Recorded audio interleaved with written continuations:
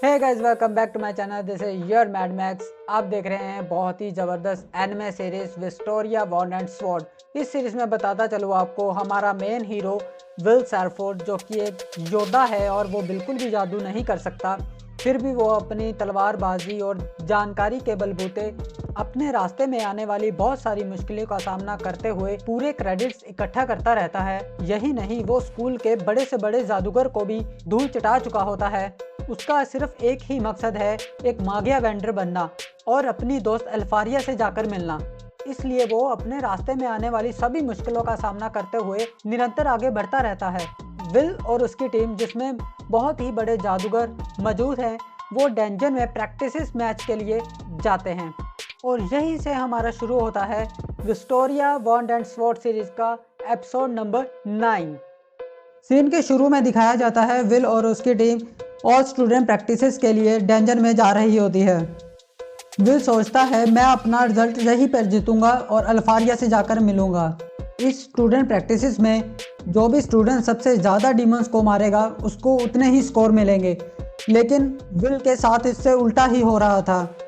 Will जो भी demon को मारने जाता था और उसके टीममेट्स उस डीमन को पहले ही खत्म कर देते थे। विल यही सोच के हैरान हो रहा था कि वो क्रेडिट स्कोर कैसे इकट्ठा करे कि उसे तो मारने का मौका ही नहीं मिल पा रहा। विल की टीम में सभी मेंबर इतने पावरफुल और प्रोफेशनल थे, अपने मैजिक के एक ही स्पेल से सारे डीमंस का सफाया कर रहे थे। विल यही सोच के हैरान था कि इनको पहले से ही कैसे पता चल जाता है कि वहां से डीमन आ रहा है। फिर उसे याद आता है प्रोफेसर का दिया हुआ सबक, जिसमें वो पढ़ा रहे होते हैं कि एक ऐसा भी मैजिक है जिससे हम डीमन के आने के और डीमन के वहां पर होने का अंदाजा लगा सकते हैं। उसका नाम है सर्च मैजिक।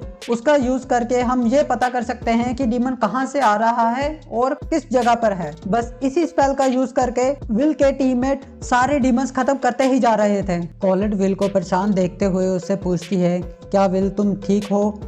विल कहता है कि मुझे पता था कि ऐसा ही होगा, पर मैं पूरी कोशिश करूंगा कि मैं इनके कुछ तो काम आ सकूं।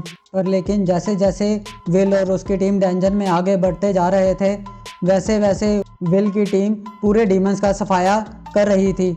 विल ये देखकर बहुत ही परेशान हो रहा था कि विल के पास अभी तक एक भी डीमन को मारने का क्रेडिट स्कोर नहीं आया। अभी इनकी टीम को डंजन में एक दिन पूरा हो जाता है और वो कहीं सेफ जगह रुकने का फैसला करते हैं। थोड़ी देर आराम करने और खाने के बाद लेहाना आगे बढ़ने को कहती है और ये बताती है कि हमारा नेक्स्ट टारगेट होगा 10th फ्लोर के गेट कीपर का, जो कि एक दोस्तों बहुत ही बड़ा जानवर है जिसके 3 सर है और इसको मारने के पूरे 110 क्रेडिट स्कोर मिलेंगे और ये सबसे हाईएस्ट स्कोर है और ये ऑल स्टूडेंट प्रैक्टिसेस का फाइनल बॉस भी है। और वो सबसे छोटा रूट लेकर सीधा गेट कीपर को मारने निकल पड़ते हैं। रास्ते में वो देखते हैं कि सभी डीमंस मरे पड़े होते हैं, बहुत सारे डीमंस की लाशें बिखरी पड़ी होती हैं। वो ये सोच के हैरान रहते हैं कि हमने सबसे छोटा रास्ता लिया, फिर भी हमसे पहले कौन यहाँ पर आया और ये सारे डीमंस को मार कर चला गया। जब विल एक डीमन को अच्छी तरह से एग्जामिन कर रहा होता है, वो देखता है कि इस डीमन को मारने के लिए कोई भी जादू नहीं इस्तेमाल हुआ, इसके टुकड़े टुकड़े किए गए हैं। दोस्तों, यहीं पे होता है एक ट्विस्ट। जिस डीमन को ये मारने के लिए निकले थे, वो देखते हैं कि उस डीमन को तो कोई पहले ही मार चुका है और फिर वो जल्दी से सर्च मैजिक का इस्तेमाल करते हैं और पता लगाने की कोशिश करते हैं और कौन यहाँ पर है जो कि सारे डीमन को मार रहा है, पर उन्हें कुछ भी नहीं मिलता। अचानक से इनके सामने डंजन का बहुत ही बड़ा डीमन सामने आ जाता है और इन पर हमला कर देता है और वो हमला इतना भयानक था कि विल और उसकी टीम 10th फ्लोर से सीधा और नीचे खाई में गिरते हैं और वो डंजन के और अंदर चले जाते हैं और जिस वजह से वो एकेडमी की रेंज से भी बाहर हो जाते हैं। और इसी हमले के दौरान विग्नोल भी जख्मी हो जाता है। विल और उसके साथी अलग अलग हिस्सों में बट जाते हैं, जिस वजह से वो और भी डर जाते हैं क्योंकि अब वो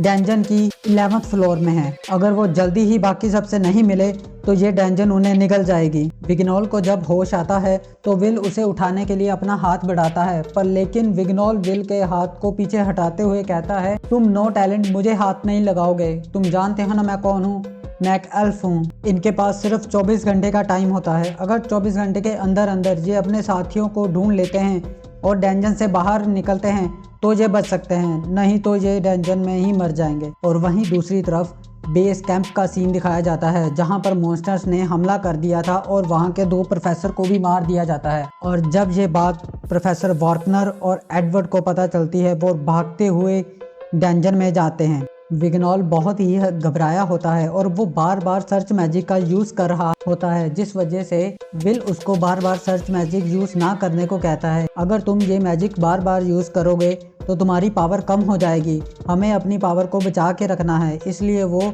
उसे ये मैजिक थोड़ी देर बाद यूज़ करने को कहता है कि वो पूरे एरिया को कवर कर सके। विग्नॉल ये सब सुनकर विल से कहता है कि तुम ऐसी सिचुएशन में भी इतने शांत कैसे हो। तो विल बताता है कि वो सैकड़ों बार डेंजन के अंदर अलग अलग फ्लोर पे अटक चुका है, जिस वजह से उसे अनुभव है कि ऐसी सिचुएशन में क्या किया जाए। उसी वक्त उनका एक बहुत बड़े मॉन्स्टर से सामना होता है। घबराहट में विग्नॉल मॉन्स्टर से लड़ नहीं पाता और विल उसकी जान बचाता है। ये देखकर विग्नॉल को अपने आप पर बहुत ही शर्मिंदगी महसूस होती है। विग्नॉल सोचता है ऐसी सिचुएशन में भी ये ऐसे कैसे लड़ पा रहा है, इसने तो पूरी काया पलट कर दी। मुझे तो यही समझ नहीं आ रहा ये कर कैसे रहा है। फिर अचानक से एक मॉन्स्टर विग्नॉल पर हमला करता है और विग्नॉल उस पर अटैक करने की बजाय फायर इल्यूजन मैजिक का यूज़ करता है छिपने के लिए। पर उसको ये नहीं पता होता कि वो डीमन अंधा है, उसकी सूंघने की शक्ति बहुत तेज़ होती है। और फायर इल्यूजन मैजिक का आपको बताता चलो दोस्तों, फायर इल्यूजन मैजिक एक ऐसा मैजिक है जो एक आर्टिफिशियल आग होती है जिसे डीमन से छुपने के लिए यूज किया जाता है। पर उस डीमन की आंखें ना होने की वजह से वो सूंघते हुए विग्नॉल की तरफ बढ़ता है और विग्नॉल घबराते हुए गिर जाता है। उसी वक्त विल फिर दोबारा से विग्नॉल की जान बचाता है और उस डीमन को मार गिराता है। ये देखकर विग्नॉल पागलों की तरह हंसने लगता है और विग्नॉल कहता है ये वाकई कितने शर्म की बात है। विग्नॉल विल को बताता है कि मैं तुम्हें एक राज की बात कहता हूँ, मुझ में कोई टैलेंट नहीं है, मैं बहुत बुरा हूँ और असली नो टैलेंट तो मैं हूँ। और यहीं पे दोस्तों ये एपिसोड ख़त्म होता है। नेक्स्ट एपिसोड में हम देखेंगे विल और उसके दोस्त उस डेंजन से कैसे बाहर निकलते हैं, किन किन परेशानियों का सामना करते हैं। अगले एपिसोड देखने के लिए चैनल को लाइक और सब्सक्राइब जरूर कीजिएगा। Take care guys.